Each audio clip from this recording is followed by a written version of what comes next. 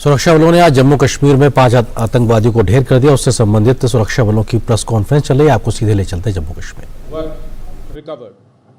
The operation is a reflection of high level of synergy between the Indian Army and Jammu and Kashmir Police, who have been working tirelessly to ensure that our beloved Jammu and Kashmir remains peaceful and continues to progress on the path of development and prosperity. I compliment all the officers and men who participated in Operation Jumagun and assure everyone that we shall remain steadfast in our resolve to defeat the evil designs of the inimical elements. Thank you and Jai Hind. तो ये तस्वीरें आप सीधे देख रहे थे press conference की, क्योंकि सुरक्षा बलों को जम्मू कश्मीर में आज एक बड़ी कामयाबी मिली है। 5 आतंकवादियों को ढेर कर दिया गया है। ये अपने आप में एक बड़ी कामयाबी, और किस प्रकार से इन 5 आतंकवादियों की संलिप्तता रही थी, उन तमाम बातों का जिक्र करते हुए सुरक्षा से जुड़े तमाम अधिकारी आगे बढ़ते हैं। और हमारे सांकेतिक भाषा के इस बुलेटिन में आप सभी का स्वागत है। मैं हूं आपके साथ आनंद, मेरे साथ जुड़ेंगी सांकेतिक भाषा की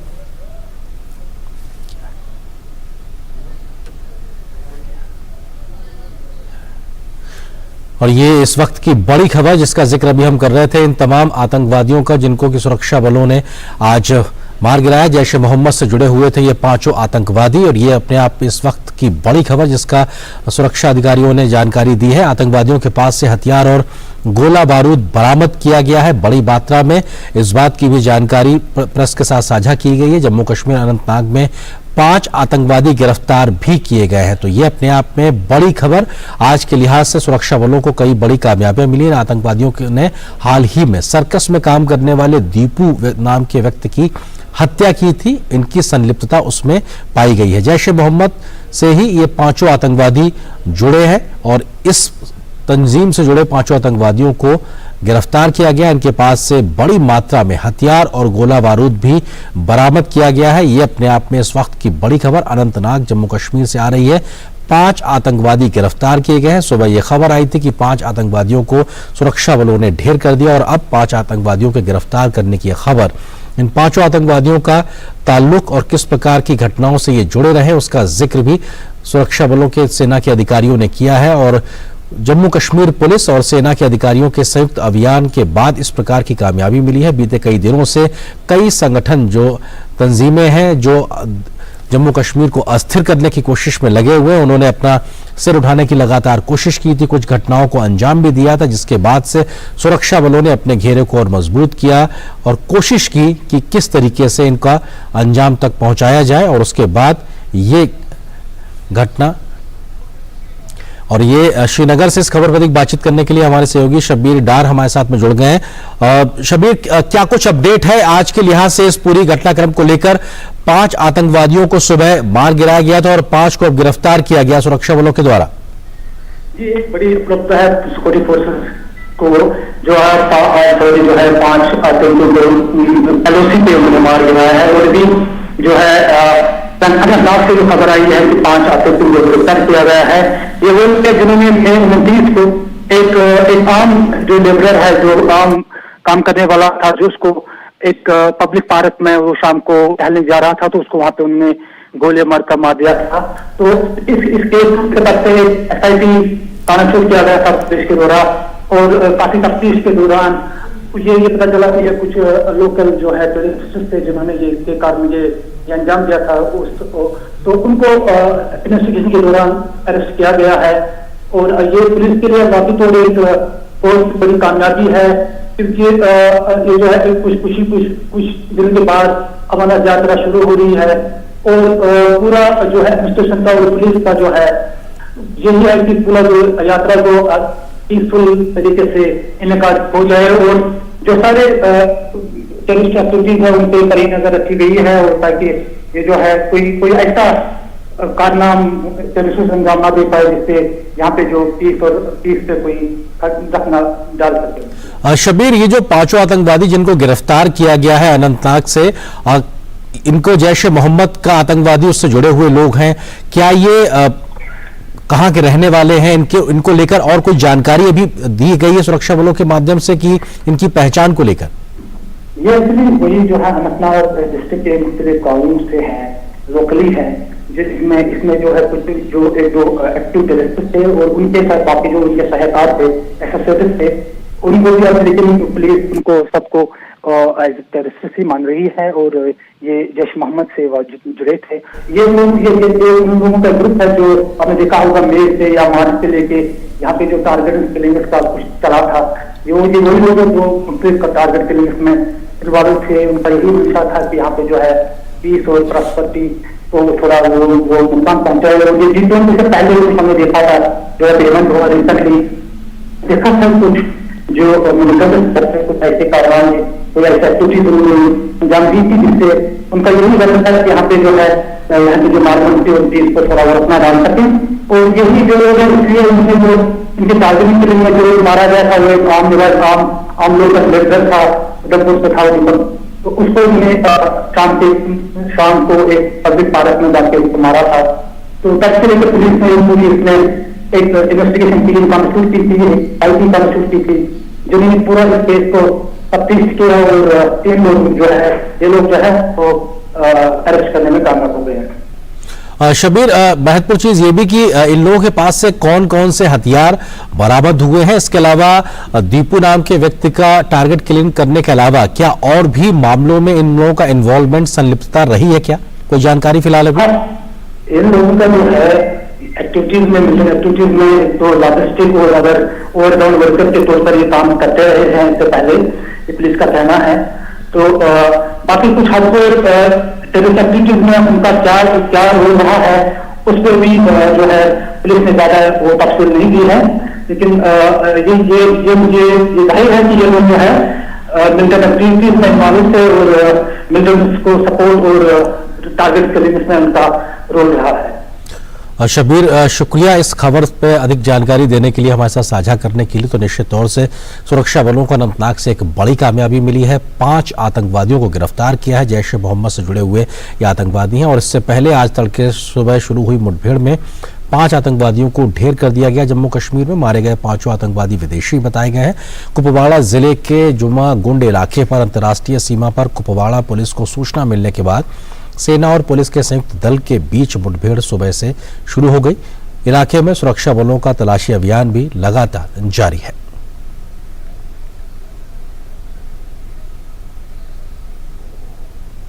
आगे बढ़ते और अब हम बढ़ते हैं हमारे आज के इस खास सांकेतिक भाषा के बुलेटिन की ओर। और मेरे साथ मौजूद है मेरी सहयोगी वीना सिंह। और सबसे पहले बात चक्रवाती तूफान विपर्जॉय की।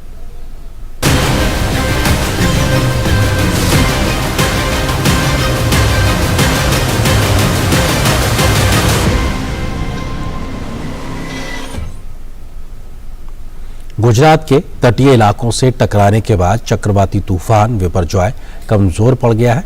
गुजरात में तेज हवाओं के साथ बारिश हो रही है। मौसम विभाग ने कहा है कि चक्रवात विपर्जॉय के कमजोर पड़ने के बाद आज शाम तक दक्षिण राजस्थान में चक्रवात के डिप्रेशन में बदलने की उम्मीद है। गुजरात में कल विपर्जॉय के लैंडफॉल की प्रक्रिया के दौरान 23 लोगों के जख्मी होने की भी खबर है।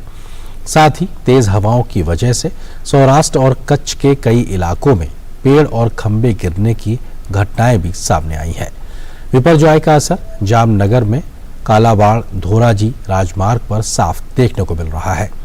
तेज हवाओं के कारण राजमार्ग पर कई जगहों पर पेड़ उखड़कर गिरे हुए दिखाई दिए। गुजरात के मांडवी शहर में तेज हवाओं के साथ साथ बारिश भी हो रही है। गुजरात के मुख्यमंत्री भूपेंद्र पटेल ने गांधीनगर में राज्य आपातकालीन संचालन केंद्र में अधिकारियों के साथ चक्रवात विपर्जॉय के प्रभाव की समीक्षा की है। गुजरात की राहत आयुक्त आलोक पांडे ने कहा कि अभी हमें सतर्क रहना होगा। अभी तक करीब 24-25 लोग घायल हुए हैं और एक भी व्यक्ति की मृत्यु नहीं हुई है। करीब 60 कच्चे मकान टूटे हैं। अभी कच्छ, बनासकांठा, पाटन जिले में अलर्ट जारी किया गया है। मौसम विज्ञान के महानिदेशक मृत्युंजय महापात्रा ने कहा कि चक्रवात विपर्जॉय आज सुबह कमजोर होकर चक्रवाती तूफान में तब्दील होकर भुज के पास पहुंच गया है। साथ ही उन्होंने कहा कि धीरे धीरे ये तूफान शाम तक कमजोर होकर डीप डिप्रेशन में बदल जाएगा। उन्होंने उत्तर गुजरात और दक्षिण राजस्थान के इलाकों में भारी से भारी बारिश होने की संभावना व्यक्त की है।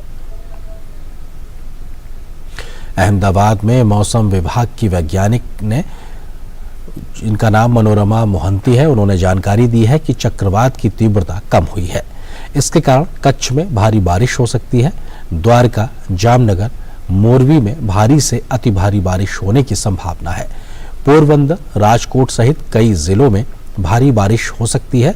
पूरे गुजरात में बारिश होने की संभावना जताई गई है। कल कच्छ, पाटन, महसाणा, बनासकांठा में अति भारी बारिश होने की संभावना है। कच्छ के कलेक्टर ने बताया कि कई जगहों पर तेज हवा के कारण एहतियातन बिजली आपूर्ति नहीं की जा रही है। नुकसान का सर्वे जारी है। सही आंकड़े सर्वे के बाद सामने आएंगे। बिजली के खंभे और ट्रांसफार्मर को ज्यादा नुकसान हुआ है। काफी पेड़ गिरे हैं। किसी प्रकार की जनहानि नहीं हुई है। तूफान के चलते द्वारका में भी भारी नुकसान हुआ है। भद्रकाली चौक इलाके के पास पानी भर गया है। वहीं कई जगहों पर बिजली के खंभे और पेड़ गिर गए। इस सब के बीच लोग जरूरी सामान खरीदने बाजार पहुंचे। दूध व अन्य सामान के लिए दुकानों पर लोगों की लंबी कतार देखी गई।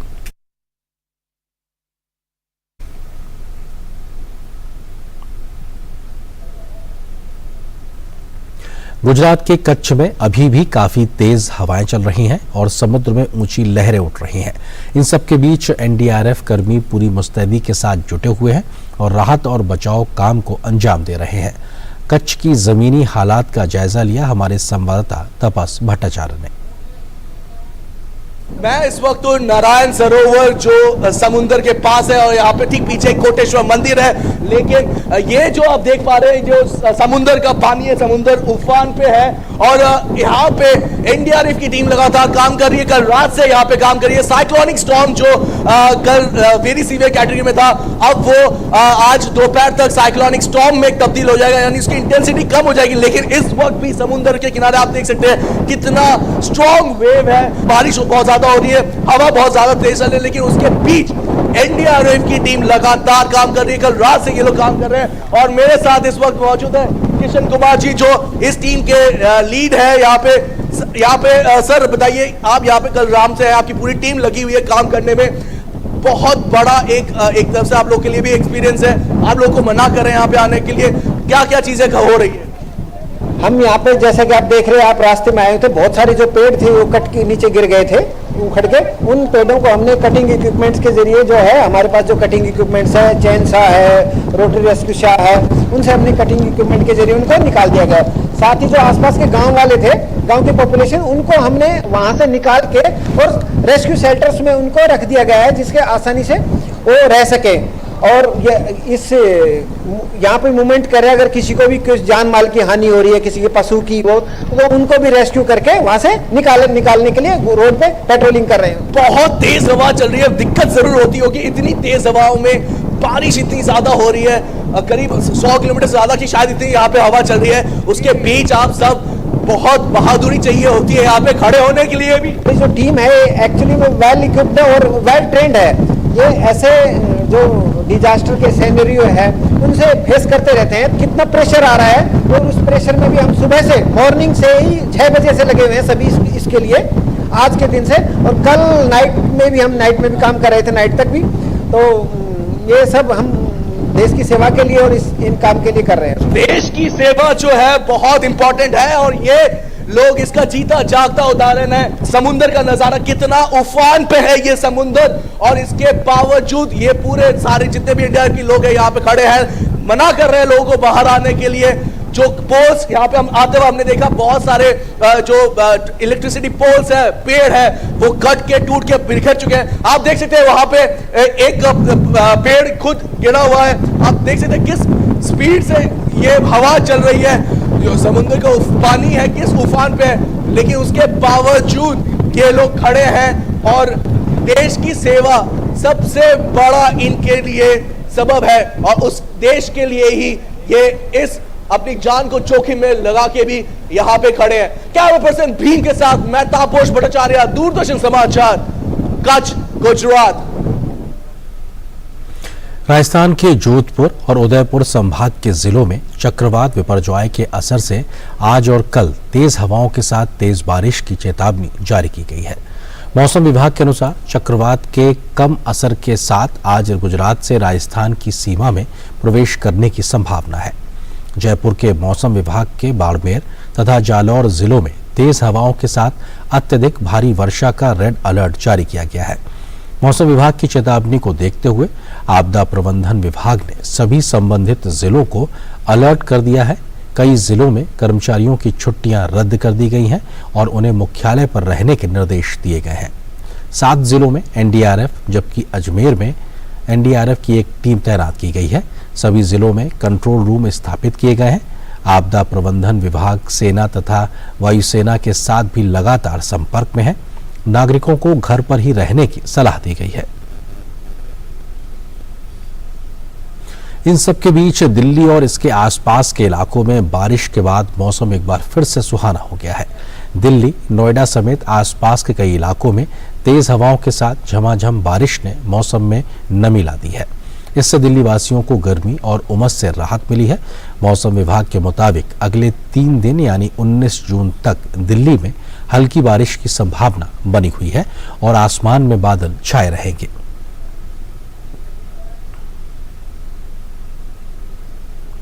केंद्र सरकार ने दिल्ली स्थित Nehru memorial museum and library का नाम बदलने का फैसला किया है।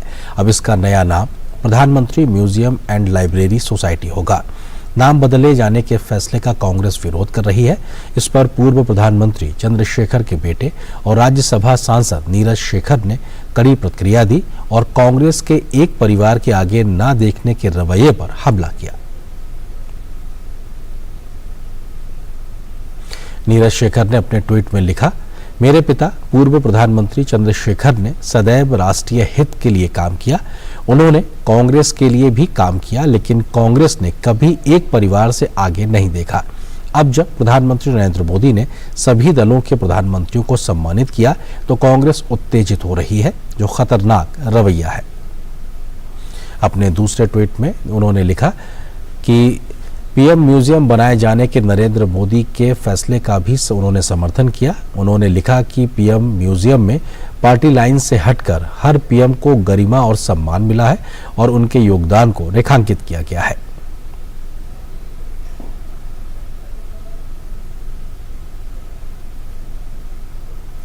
कांग्रेस नेता मल्लिकार्जुन खड़गे के पीएम संग्रहालय को लेकर किए गए ट्वीट पर पलटवार करते हुए भाजपा के राष्ट्रीय अध्यक्ष जेपी नड्डा ने कांग्रेस पर निशाना साधा है।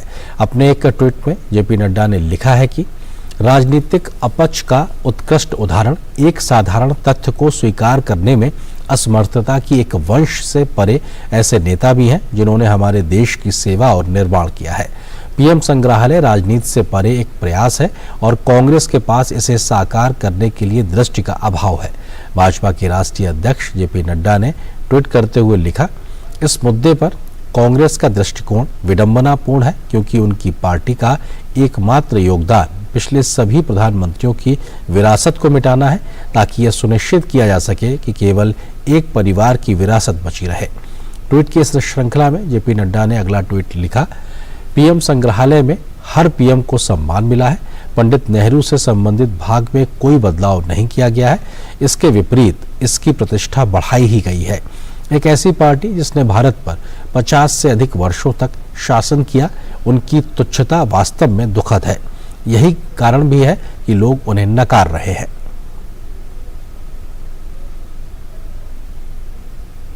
Chamber India global south centre कार्यक्रम में केंद्रीय सूचना और प्रसारण मंत्री अनुराग सिंह ठाकुर, पंचायती राज मंत्री कपिल पाटिल, बीजेपी नेता ओपी धनखड़, G20 शेरपा अमिताभ कांत और chamber India global south centre के अध्यक्ष अभिनव बालियान शामिल हुए। इस कार्यक्रम के दौरान समेकित विकास के मुद्दों पर वक्ताओं ने अपने विचार सामने रखे। केंद्रीय सूचना और प्रसारण मंत्री अनुराग सिंह ठाकुर ने कहा कि आज एक दूसरे के साथ मिलकर काम करने की आवश्यकता है। भारत एक विविधतापूर्ण देश है जो आज तकनीक कौशल के जरिए आगे बढ़ रहा है।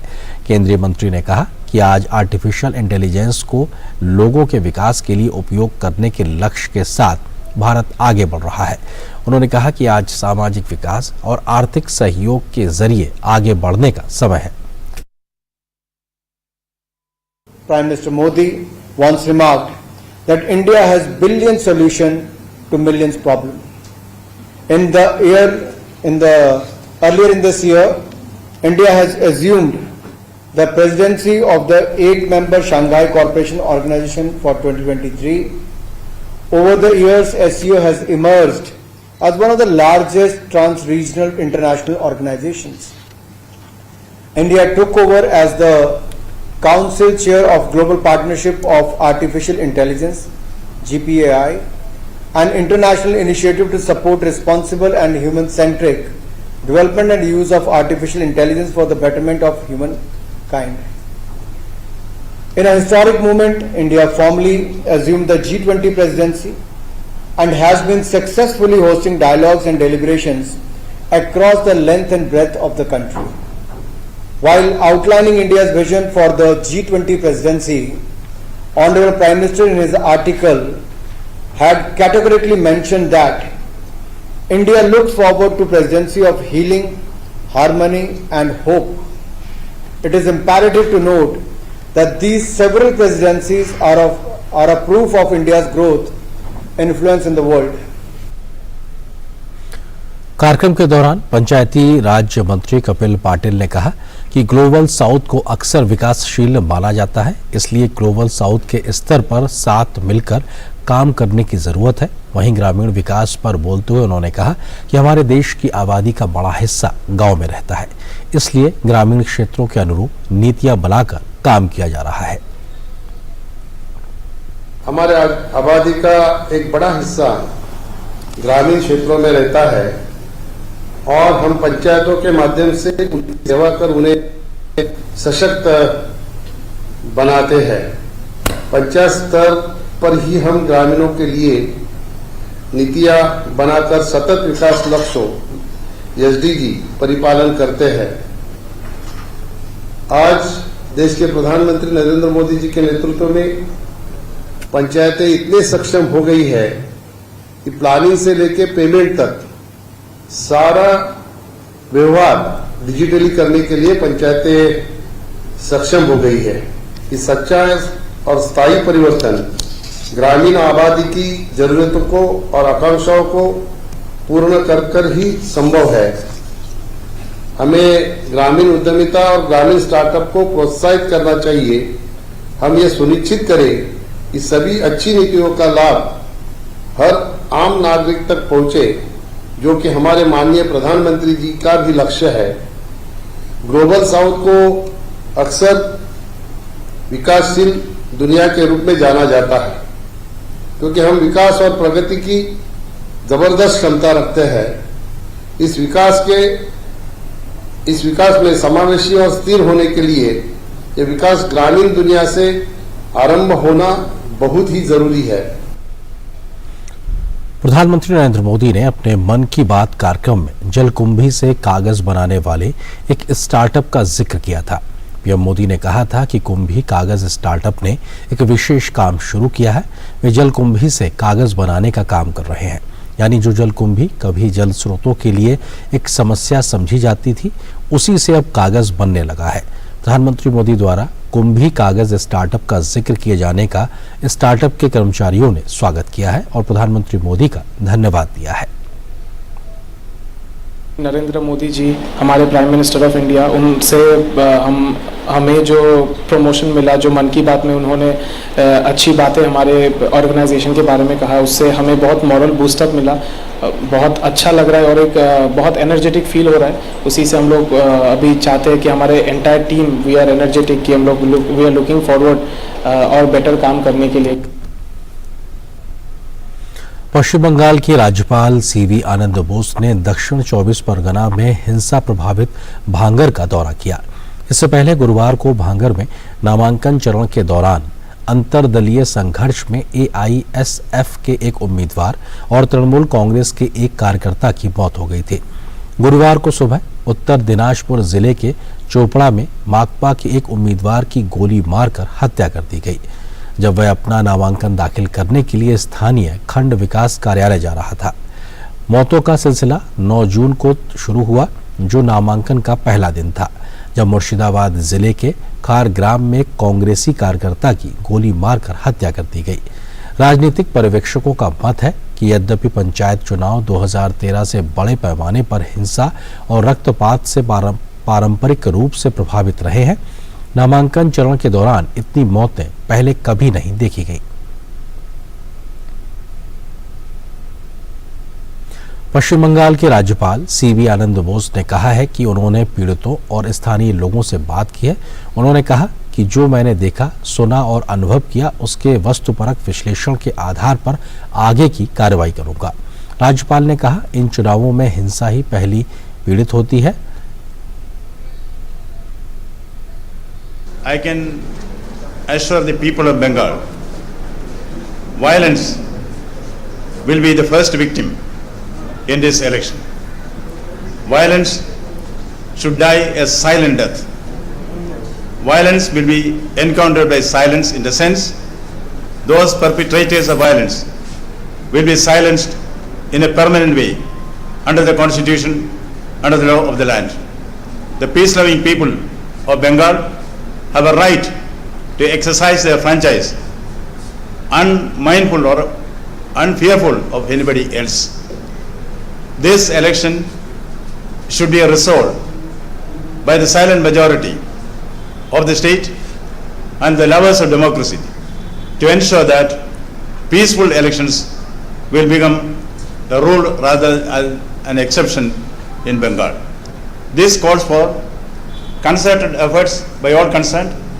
As governor, I would take the initiative to see that all stakeholders are brought together and a joint effort is made to quell this situation of violence which mars the peace and quiet of this peaceful state. इस खबर के साथ सांकेतिक भाषा के इस खास bulletin में बस इतना ही। मुझे और मेरी सहयोगी बीना सिंह को दीजिए इजाजत। नमस्कार।